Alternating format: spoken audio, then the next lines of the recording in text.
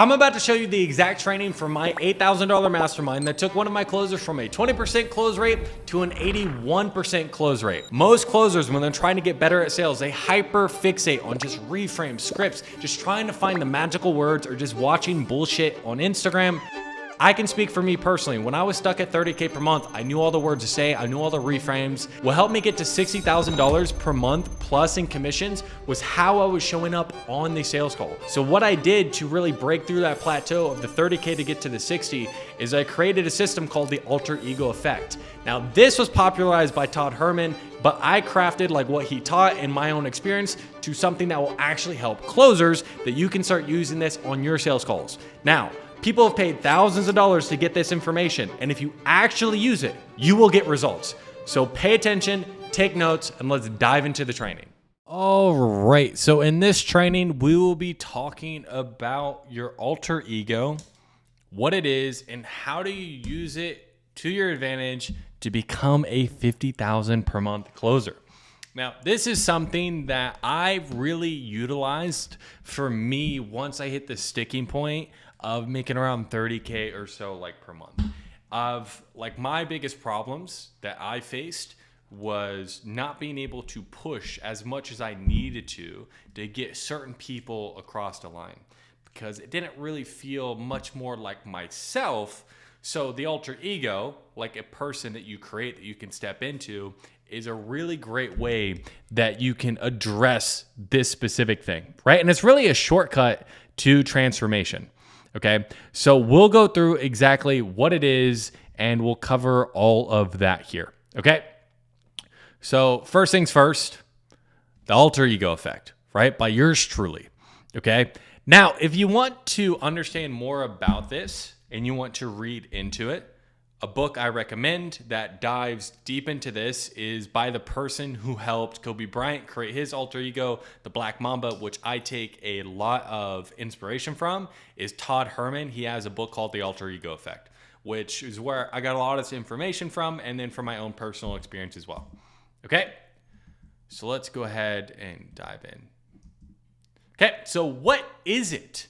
So just understand, you're not one self, like you have many, okay? On each field of play, like a sales call, team huddle, content, you choose the identity that performs best. The chosen self is your alter ego, a trusted friend that you step into to unlock your already present heroic capabilities. So this just goes to show you that you are a different type of person in different environments. I am a different person talking to you on this training right now than I am the type of person who I am when I talk to my fiance. I'm not going to talk to you guys in baby language, right? But like I'm a different type of person, right? So I step into that. I step into a more confident, more assertive version of myself when I am teaching, okay? So the way you got to think about this is like Superman versus Clark Kent. The powerful real you is Superman. Okay, that is something that you have inside of you. Clark Kent is a toned down mask. Most people spend their lives as Clark. The work is removing marble to reveal David, right? We're not fixing you. We're revealing what's already beneath you. So especially when you're talking about the supermodel or the Superman example, Superman was so scared of his powers or getting found out. That's why Clark Kent was created, so he can blend in. He naturally had the powers, but he created this mask. Clark Kent, who was a little bit more timid, didn't really get that much attention to then go ahead and really shield himself, okay? So this is not deception. It's intentional performance, okay? You're defining the traits you want to bring on demand. So you should be able to step into the stated version like of yourself, your alter ego, every single time like you hop on a sales call. Okay. So if you notice every time like I role play or you watch me in a sales call or anything like that, it's a very quick split second difference between who I was right before and then who I am when I hop on a sales call. Why? Because I am somebody different on a sales call. I'm very much more leading versus like when I'm in a coaching call, I'm trying to understand, I'm trying to give advice. Okay. So mindset, attack the work. Mental toughness is earned on the field. It's not learned in theory. All that is to say, actually do this. If you're going to create an alter ego, go through all the steps that I have like laid out here. I'm going to lay it very simply, straight to the point. Don't just make it theory that it's something cool to think about. You earn it, okay? Once you do this and you do this over and over again, that's where that actual repetition, mental toughness is built. So now I don't have to sit and like turn my salesperson on the way that I had to at the beginning, okay? Now I'm doing that right now when I put this hat on. I'm channeling who I find inspirational in this moment that really helps me work and helps me build, Alex Hormozi, right? He's always wearing a hat, so I put this hat on and I really channel that, okay? And we'll get more into how you can do that as well, okay? So why does it work? So creative imagination is a human superpower. It lets you suspend the old narrative and act through a better one now. Okay. If you can imagine you actually reaching all the success that you're looking for, then you can make it happen. Okay. Barring a model, Kobe, it adds psychological distance and instant optimism. You carry the traits without their baggage. So what this allows you to do, and they've done studies on this, is you distance yourself psychologically from the actions that are going on. So it allows you to have much more endurance. It allows you to step out of your comfort zone with less uncomfortability.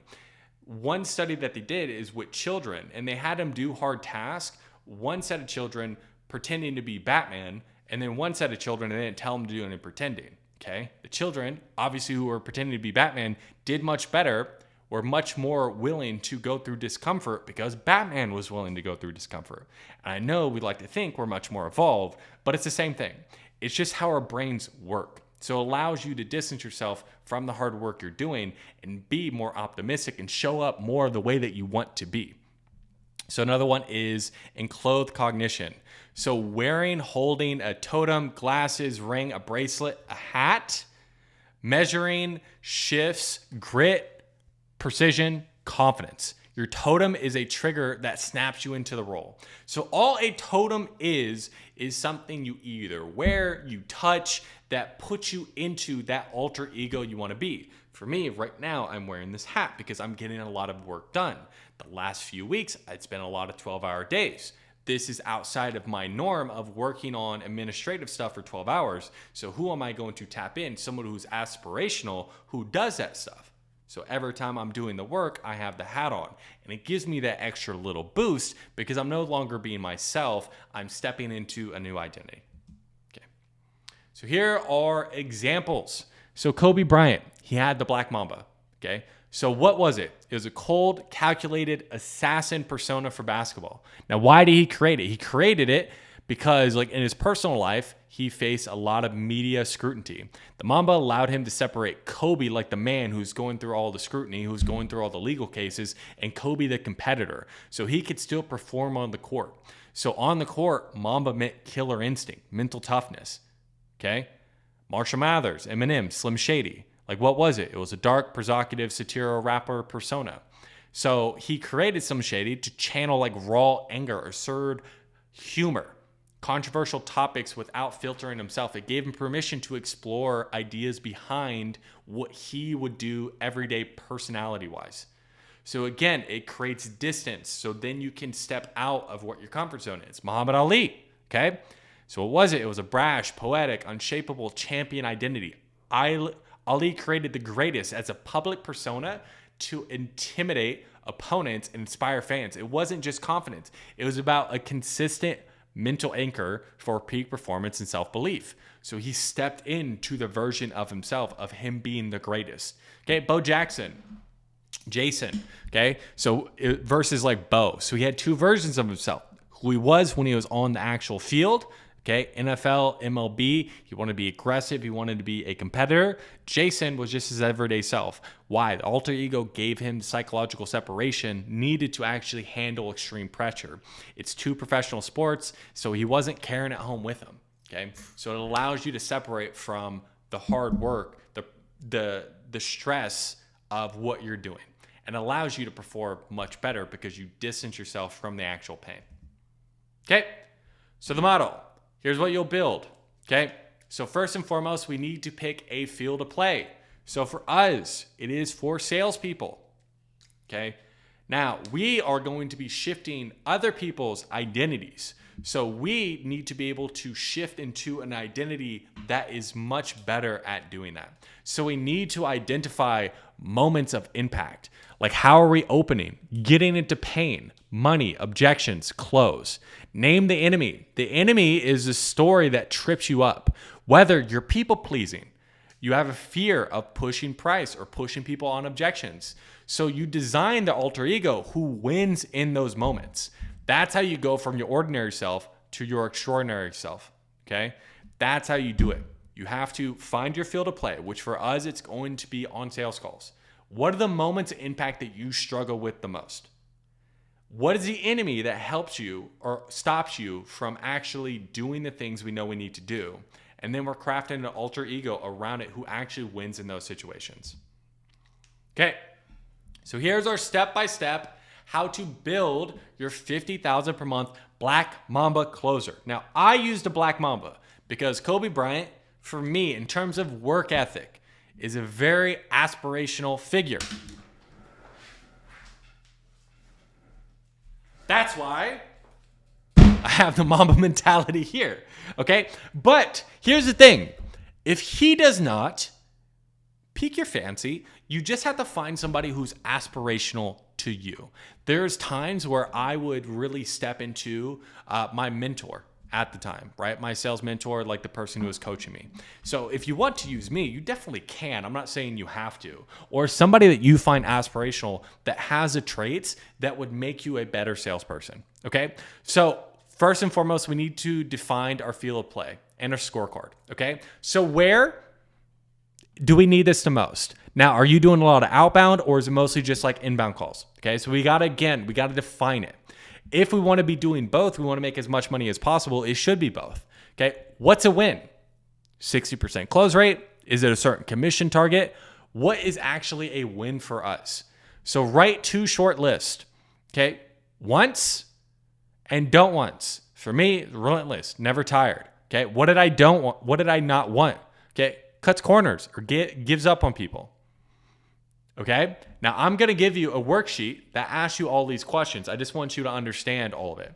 So you got to list your top 3 moments of impact. So I would say typically these are going to be the top 3. Opening authority, deep pain diagnosis, handling concerns, or shifting limiting beliefs. Now, if you have other ones that you have a hard time with, add those in for you. So name the enemy. For me, it was a bit of people pleasing, and then a fear of messing up or rushing. Okay, I wanted to cut corners. I'm a bit of a perfectionist. So it's like the fear of messing up would cause me not to say things that I know I should say.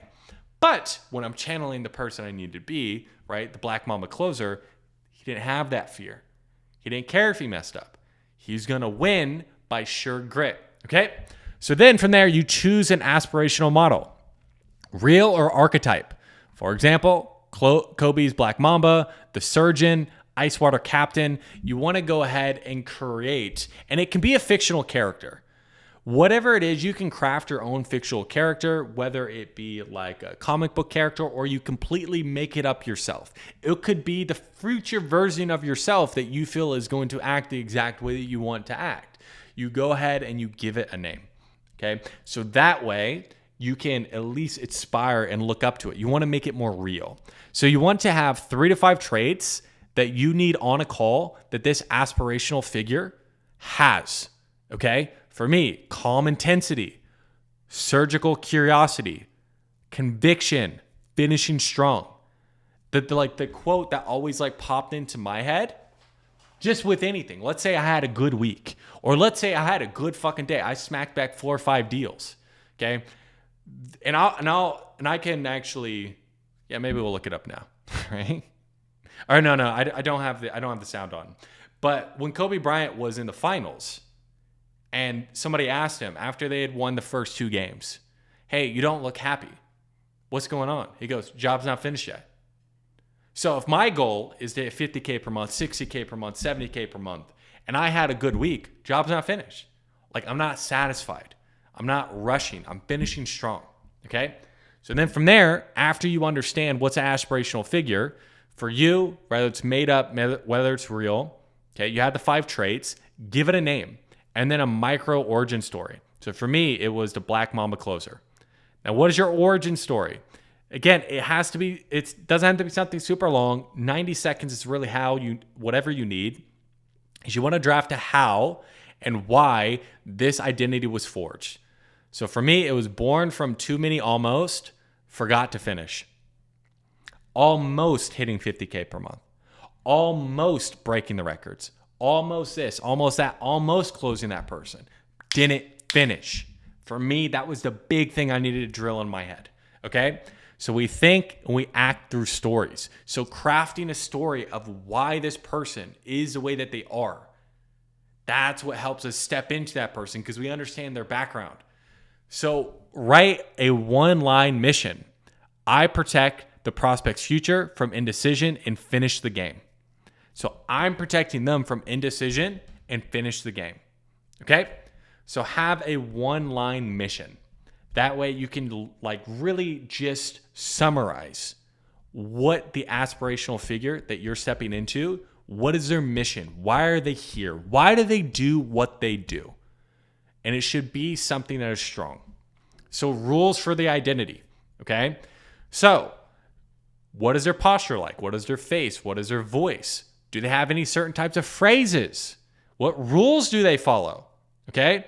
So like for me, posture, voice, shoulders back, still face, slower cadence equals authority. Okay? Do's or don'ts for body language. Phrases, our circumstances don't change what needs to be done. What happens if nothing changes? Let's decide now. Okay? What are some rules? Never mirror anxiety. Okay? Money talk by minute 18. Okay? Probably change that to minute 30. Okay? No off ramps at the close. Slow cadence, ask hard questions, no off ramps. That was my thing. Slow cadence, ask hard questions, no off ramps. Those are my rules. So those are the rules I held for myself when I had, when I was in the Black Mamba, closer, for me, I had socks. I had Kobe Bryant socks that I would wear to every single sales call. Okay? And I'll get more into how do you craft this for yourself. Okay? So that's when we're talking about triggers. I just mentioned I would wear socks. So it should be unique to your sales calls. So not worn, or you don't do any other thing with it. I only wear this hat when I am at my computer and I am working. I have other hats that I will wear if I want to wear a hat or I'm going outside, I don't want sun in my eyes, whatever it is. I only wear this particular hat while I'm working, okay? These glasses I wear all the time. They're not a good trigger, okay? If I had different glasses that I put on while working, that's a good trigger, but it has to mean something. It has to connect to something. Alex Ramosi wears hats, okay? When I wear this type of hat, that's when I work hard, okay? So it needs to be subtle. A hat, super subtle, right? It's not some extravagant thing. It's just a cap. Lots of people wear caps. Totally fine, okay? So one gesture equals one meaning, okay? So it's again, this means hard work. I'm not just giving it a bunch of different meanings. You want it to be simple. And it's easy to repeat anywhere. This is why this is really key. And I really want to harp on this point. You do not want to become superstitious about this stuff. So it needs to be something towards I can take this hat wherever I go. It's simple, it's easy. I can take a pair of socks wherever I go. So it's I can put them on. It's subtle. It fits right in. So it's it makes it easy. A real easy one would be a wristband. And that's what I have here, right? A wristband, which is a real easy thing that you can always put on. It's going to be subtle and you can carry with it wherever you go. Okay? So I would typically pick at least 2 of these and then you basically stack them on top of each other. The easiest ones to do that I noticed was going to be either a wearable, which is what I'll do, or a gesture. Okay? For example, a wearable would be a black wristband, a ring, frames, dark watch, only for calls or role playing. Okay, gesture, micro activation. This is something you can do in your calls when you are channeling a certain type of thing. Okay, when you're channeling the person you need to be.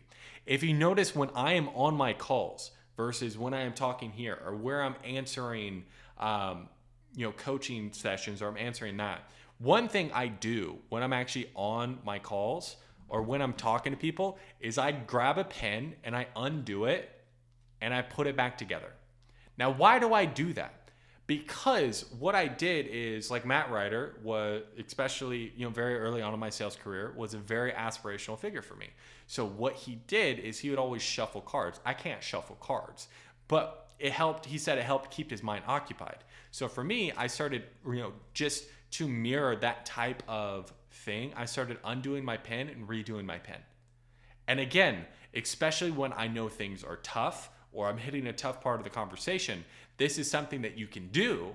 Either, again, two knuckle on the desk, you can pinch your thumb and your forefinger together, you tap on your watch, chin set. Honestly, the gesture doesn't matter as long as it reminds you of the person who you need to be on your calls. Okay? Another real easy one to do is sensory. Okay? So sound, if you have like a song or something along those lines, again, don't make it too long.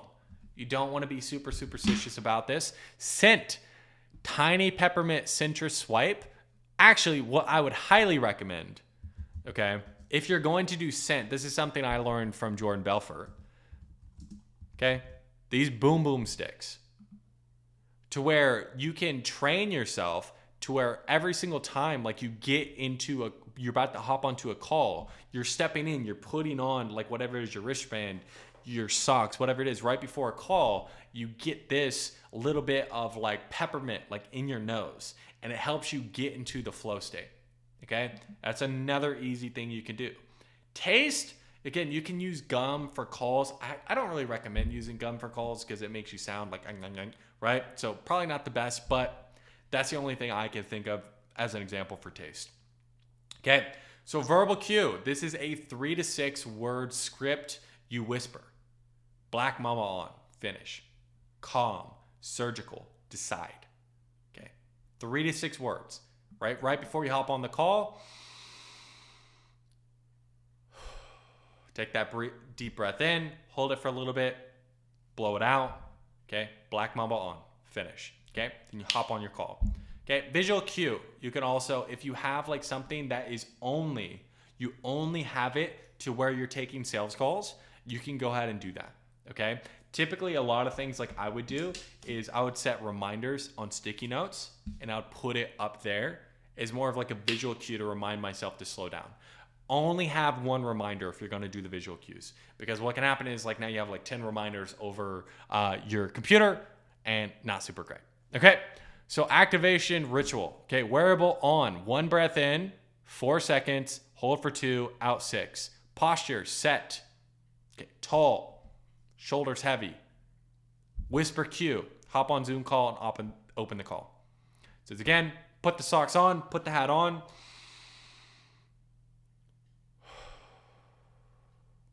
Black Mamba on, close. And then I'm into it, okay? And this is something you do is in terms of like creating a ritual, especially when you're getting used to this. Once you get really good at it, right? When you're really good at activating that different parts of yourself, you don't even need to activate. But especially at the beginning, activation is going to help you just ingrain it into your brain, okay? So this is the 10, 3, 15, 30 protocol, okay?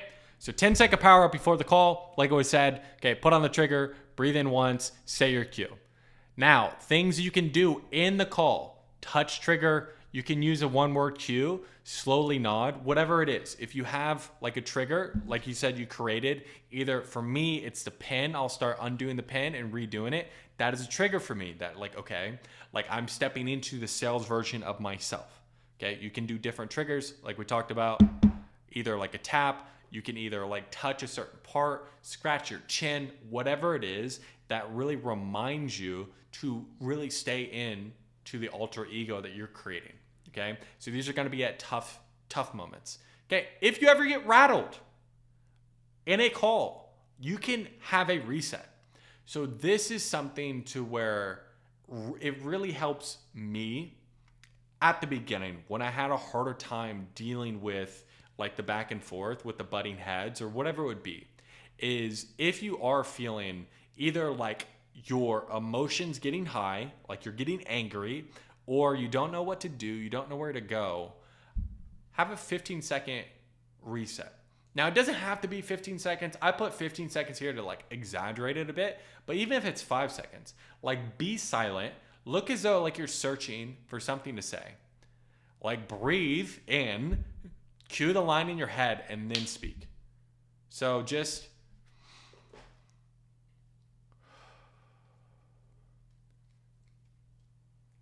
like what's really holding you back, man?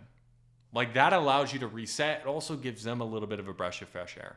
Okay. Now, after you have the call, okay, 30-second cooldown, remove the trigger. Okay. Log 1 win plus 1 tweak. Leave the identity on the field. So this should be at the end of your day. If you're on back-to-back-to-back calls, you are staying in that identity for 9 hours, 8 hours, 10 hours. But when you're done, you need to wind down.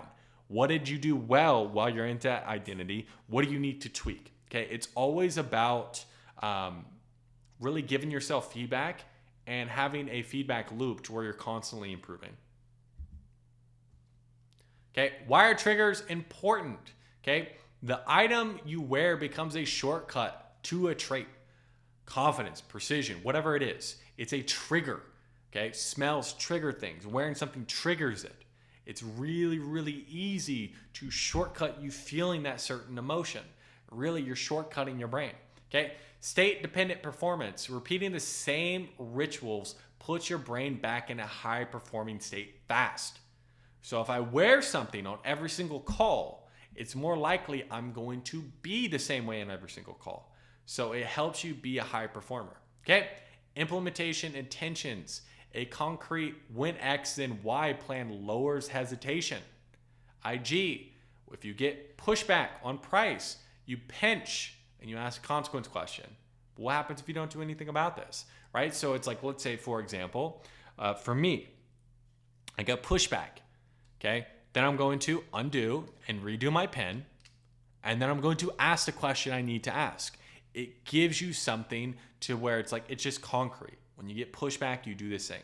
Okay, pattern interrupt. A tiny gesture resets the nerves mid-call and prevents spiraling. So I'm sure you've had it to where a call starts not going your way, and then it continues to not go your way.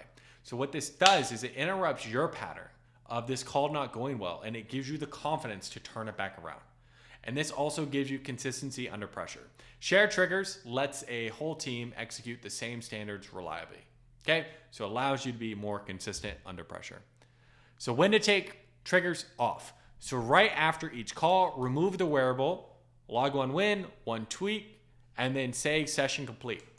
So this is if you are taking time off in between calls. If you're getting up from your desk in between calls and you're not just going right into dialing, okay, you take it off. Anytime you're not at your desk, you take it off. You only wear it when you are doing the exact work that you know you need to be doing. If you only need it for closing calls, you take it off when you're doing outbound. Okay? If you need that type of confidence for outbound and closing calls, and you wear it for both. So at the end of the day, you take triggers off before you leave the desk. Don't carry that persona into your personal life. After a rough call, okay? Debrief, 60, 90 seconds of notes, then remove it, okay? Don't anchor the trigger to frustration. Never wear it casually. Keep triggers sacred to the field of play, or they'll lose their punch. And if they start to lose their punch, refresh it, okay? If a trigger starts feeling stale, swap one element, a new cue or new world, a new wearable, and recondition for 3 days, okay? So this is what we're gonna do. Biggest takeaway is when you're not doing the actions that you're wanting to do as far as your alter ego, you take it off, okay? Quick example for me, Black Mamba closer, wearable, okay? For me, it was socks, but black silicone bracelet, okay? Gesture, okay? Thumb to forefinger, okay? To pinch under the camera. So anytime if you're getting pushback, if you just have this gesture that this is what you do every time you're getting pushback, okay? It gives you that reminder of like you're that Black Mamba. Okay, cue, Black Mamba on, I finish. Pre-call, band on, breathe, cue, hop on Zoom. boom. Mid-call, pinch, one breath. Walk me through what happens if nothing changes in 90 days. Off call, band off, session complete. And say out loud, session complete. So if you're done, when I take this hat off and I go walk and I talk to my fiance, take it off, session complete.